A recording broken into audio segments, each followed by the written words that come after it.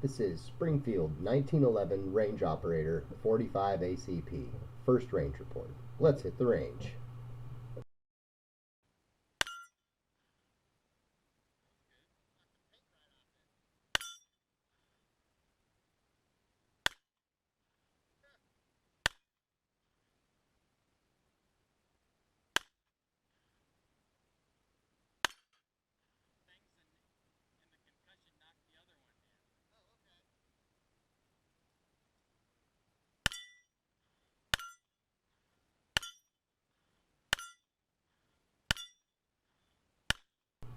I believe this is the target version of the Range Officer, so I'm going to use those stats.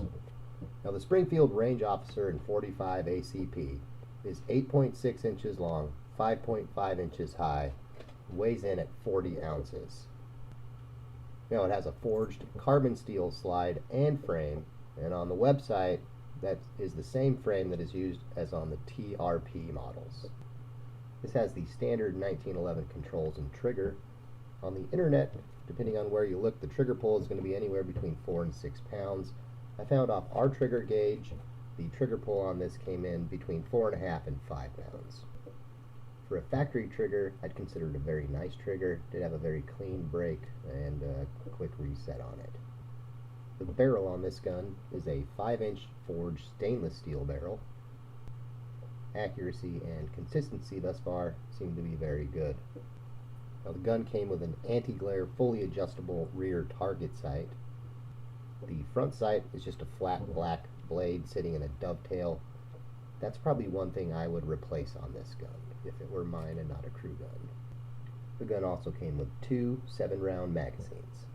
Now let's hit the range and do a little more shooting. Okay, I'm going to narrate over the shooting from here on out.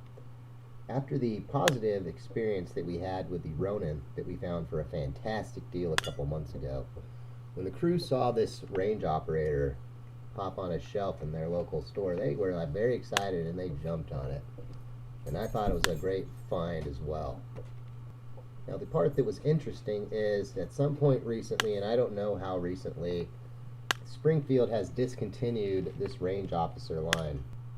Now, I don't know anything about Springfield. My first experience with a Springfield product was the Hellcat RDP that we are featuring in other videos on this channel.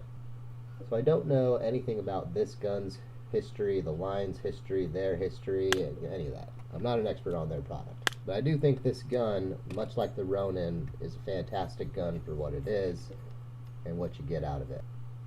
Now on our first range session here, we were also shooting a couple Kimber 1911s, which we will show in a Kimber versus Springfield video in the future. And one of the Kimbers performed flawlessly, just like this Springfield did. My Kimber, not so much, but as they say, it is what it is. Now back to this Range Officer. From what I can tell, Springfield still sells a very similar gun to this in what's now called their loaded line. Now they don't mention that as having the TRP frame. I don't really know what the difference would be if there is one. There's little different sights. Instead of the target sights, it mentions tritium 3-dot sights, and then it looks like they have some additional slide serrations now on the front of the slide.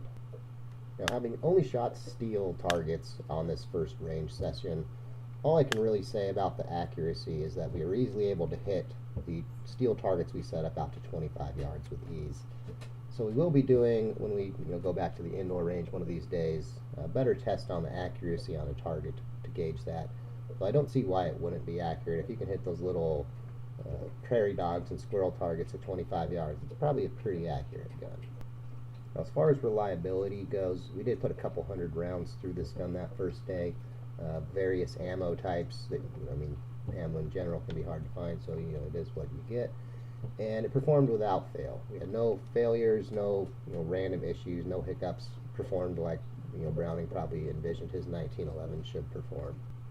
So overall, after the first range session with this gun, we are very happy with it and definitely looking forward to shooting it more in the future.